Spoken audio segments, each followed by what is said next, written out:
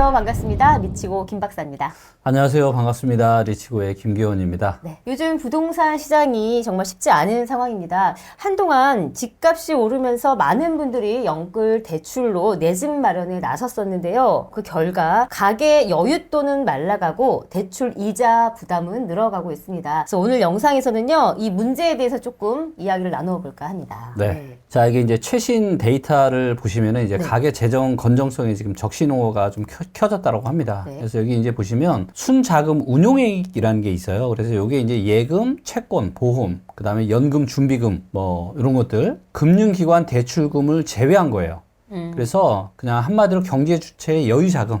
그러니까 여윳돈이 얼마나 있냐를 보여주는 데이터인데, 그래도 23년에는 조금씩 늘었죠. 근데 24년 1분기에 고점을 찍고 2분기, 3분기 연속 지금 계속해서 순자금 운용액이 지금 줄어들고 있습니다. 여윳돈이 줄어든다는 거잖아요. 네, 맞습니다. 자, 6개월 만에 왜 이렇게 이제 40조 가까이 줄었냐? 근데 이게 문제는 소득은 늘었거든요. 네. 소득이 줄진 않았어요. 근데 왜 그랬냐면 주택 취득 확대 등의 영향으로 주택담보대출 등 금융기관의 차입이 늘어나면서 자금 조달이 이제 확대됐기 때문에, 그래서 이제 순자금이 이제 감소를 했다. 이렇게 좀 보시면 될 것 같아요. 네, 한동안 이제 부동산 가격이 상승할 것이다라고 하는 이제 그런 얘기가 계속 나왔잖아요. 네. 그래서 아마 이제 특히 연끌족들이 이제 티끌 하나하나 다 모아가지고 네. 대출을 받아서 많이 부동산에 투자를 했었죠. 그러다 보니까 이제 여윳돈은 없어지고 네. 분명히 버는 돈은 생겨났는데, 그렇죠. 그래서 그런 것 같아요. 이게 몇 년 뒤에, 뭐 몇 년 뒤가 아니라 뭐 한 2년, 3년 정도 뒤만 돼도 여기 이제 아마 판가름이 될 건데, 이제 사실 뭐 둔촌주공 사태로 인해서 부동산 시장이 너무 이제 분위기가 안 좋아져서 이걸 이제 살리려고 여러 가지 정책들을 쓴 거는 저는 충분히 이해는 하지만, 이거를 우리나라의 이제 미래 세대라고 할 수 있는 우리 젊은 20, 30, 40들이 연끌해서 집을 사게 판을 깔아준 거잖아요. 23년, 24년에. 저는 이게 앞으로 나중에 이때 특례 대출 받아서 이거 대출 이게 금리 싼 게 한 5년 가거든요. 네. 5년 뒤에는 상당한 저는 고통을 많이 겪을 거라고 좀 바라보고 있고요. 네, 그래서 이런 부분들 때문에 지금 다 연끌해서 하다 보니까 이제 돈이 없어요, 사람들이. 네, 돈이 없어, 지금 호주머니에. 사실 돈이 없다는 건 결국 내가 평상시에 쓸 수 있는 네, 생활 자금이 없다는 거잖아요. 그렇죠. 그러니까 어디 가서 뭐 놀 수도 없고 쓸 수도 네, 없고, 그렇죠. 뭐 그러다 보니까 네. 전반적으로 이제 경제 활동력이 저하된다라고 또 평가할 수 있을 것 같아요. 네. 그러니까 요즘에 진짜 우리가 피부로 느끼거든요. 그리고 제가 어제 또 식당에서 이제 밥 먹다가 너무 놀란 게, 저녁에 이제 이렇게 밥을 먹고 있는데 이 배달하시는 분이 있어요. 네. 배달하시는 분이 이제 식당 주인분하고 대화를 나누는데 요즘에 일이 너무 없다는 거예요. 없어도 너무 없다는 거예요. 보통 그래도 이 시간 정도 되고 하면은 배달 이게 콜도 꽤 있고 하는데 진짜 많이 줄었다. 그러니까 이제는 뭐냐면 배달도 안 시켜 먹는 사람들이. 와, 그러니까 비싸니까 배달 음식이. 그냥 차라리 집에서 해 먹고 이런 지금 상황인 거죠. 그러니까 보통 의식주에서 옷은 조금 일찌감치 포기할 수 있지만 먹는 걸 포기하기는 쉽지 않거든요. 근데 쉽지 배달 않죠. 음식도 이제는 함부로 시켜 먹지 않을 정도로 많은 네. 분들이 지금 주머니를 네. 아끼고 있는 상황인 그러니까 것 같아요. 집에 부동산에만 지금 완전 이제 올인한 지금 대한민국 경제인 거죠. 그리고 제가 명확하게 좀 말씀을 드리고 싶은 게 뭐냐면은, 많은 분들이 무슨 23년, 24년에 부동산 시장이 오른 줄 알거든요. 네. 근데 그거는요, 아주 일부 얘기입니다. 아주 일부 얘기.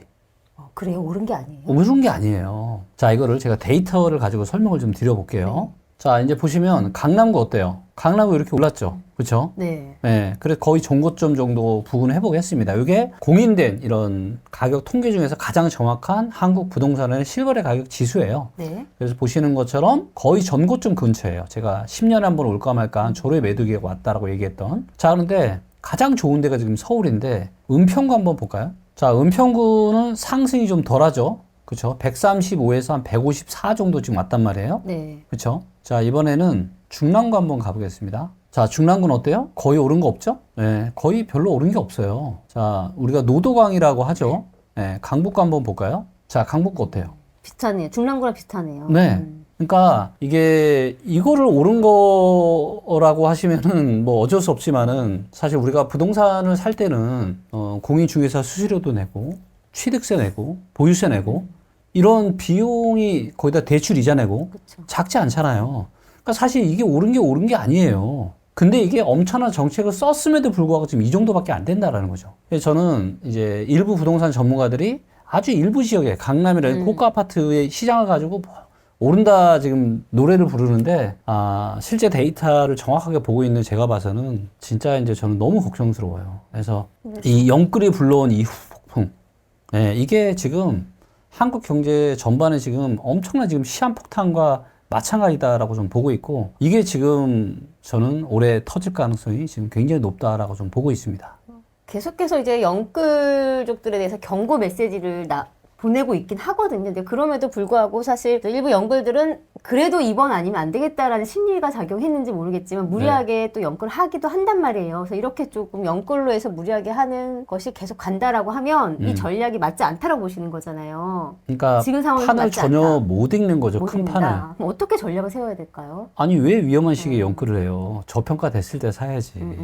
그러니까 2020년과 21년에 코로나 버블 때문에 난리 나고 금리 쌌을 때 얼마나 많은 사람들이 영끌했어요.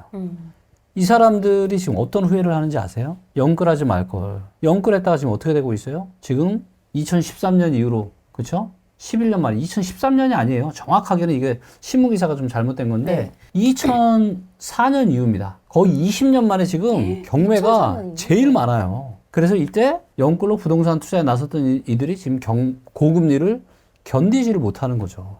경매 물건이 지금 계속해서 증가하고 있다라고 하더라고요. 그래서 좀 저희가 잠시 후에도 한번 데이터로 한번 보도록 해요. 얼마나 많은지.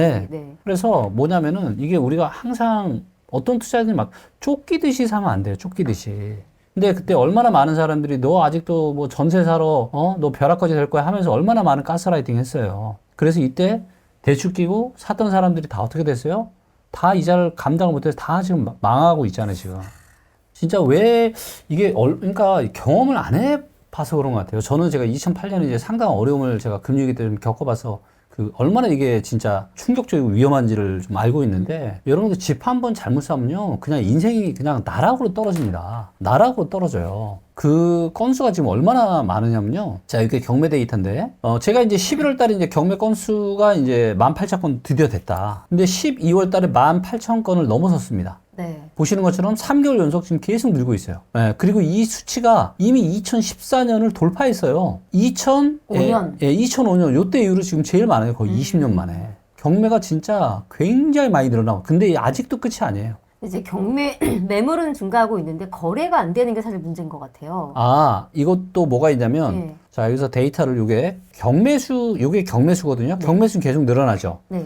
근데 이게 매각수인데, 매각수는 어때요? 오히려 지금 감소하고 있습니다. 그러니까 경매 건수는 늘어나는데 매각이 더 줄어들고 있다는 얘기예요. 그 얘기는 무슨 얘기예요? 경매에서도 메리트가 없는 거죠. 그러니까 더 낮아질 때까지 기다리고 있는 사람들이 더 많다는 거잖아요. 그래서 저는 이 코로나 때의 이 엄청난 이 역사적 버블의 이 후유증이 여전히 지금 지속이 되고 있고, 이게 이제 터지면서, 그러면서 지금 고점에 사셨던 분들의 엄청난 고통이 다가오고, 반대로 기다리셨던 분들한테는 지금 엄청난 기회가 오고 있다.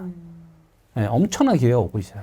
그래서 정말로 약간 실력자라고 표현은 그렇지만 어쨌든 투자에 대해서 공부를 오래 하신 분들은 이번에 이제 경매로 해서 저점 매수의 타임을 기다리고 있는 분들이 많더라고요. 그래서 말씀하신 것처럼 누군가한테는 굉장히 안타까운 소식인데, 또 어떤 사람들은 기다렸던 분들은 이걸 또 기회로 삼으려고 하시더라고요. 그렇죠. 특히 이제 지방에 계신 분들은 정말 엄청나게 좋은 지금 내 집 마련할 수 있는 시기가 오고 있습니다. 지방에 계신 분들한테 더 기회가 되는 이유가 있어요? 그게 이유가 왜 그러냐면, 지방이 굉장히 저평가된 곳이 많아요. 자, 예를 들면 대구를 한번 가볼게요. 자, 요게 지금 대구의 아파트 실거래 지금 지수거든요. 네. 근데 99.6이에요. 자, 이 정도면 언제 가격이냐면요. 2015년. 그 다음에 2017년. 이때 가격이에요. 얼마나 많이 싸졌습니까? 그쵸?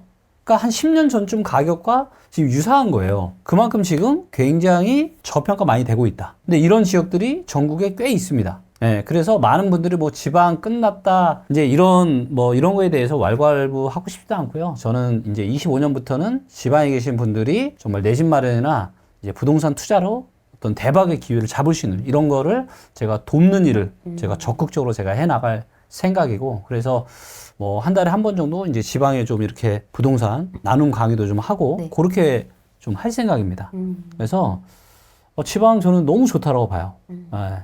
그러니까 이제 저는 왜냐하면 부동산을 데이터로 엄청난 연구를 했고 왜? 그러니까 이런 거죠. 2008년 금융위기 이후에는 수도권은 계속 빌빌대지만 지방이 계속 올랐거든요. 네. 그러니까 지방이라고 안 오르는 게 아니에요. 수도권이 내려도 지방이 올라갈 수 있어요. 근데 우리가 항상 그렇잖아요. 안 좋았던 지역이 다시 또 좋아지고 좋았던 지역은 다시 또 안 좋아지고 이런 다 사이클이 있거든요. 그렇죠. 네, 근데 이런 사이클이 있는데 이런 원리를 이해를 하지 못하고 지방은 뭐 계속 안 좋아지고 서울은 계속 좋아지고 이거는 정말 말도 안 되는 헛소리다. 그리고 이런 것 가지고 왈가왈부 하고 싶지도 않고 이제 2025년 말부터 이제 실제 현장에서 보여드리겠다. 자, 이제 그래서 대표님이 보시기는 이제 2025년도 이제 하반기에는 네. 지방을 겨냥해서 좀 저점에서 할 수 있는 타이밍이 올 것이다 보시는 거죠. 네, 내 집 마련할 수 있는 너무 좋은 게 지금도 뭐 경매로 하기에는 너무 나쁘지 않고요. 그래서 지방에 계신 분들 힘내시고 지방 부동산이 볕들 날 오니까 조금만 이제 참으시면 됩니다. 네, 알겠습니다. 자, 오늘은요, 영끌 대출로 인한 여러 가지 가계 부담과 함께 또 시장의 위기, 또 반면에 이걸 또 기회로 삼을 수 있는 그런 노하우, 팁을 간단히 소개를 해 주셨습니다. 자, 오늘 영상 좋으셨다면 아시죠? 좋아요, 댓글, 구독 함께 해주시길 바랍니다. 오늘 영상은 여기서 마무리할게요. 감사합니다.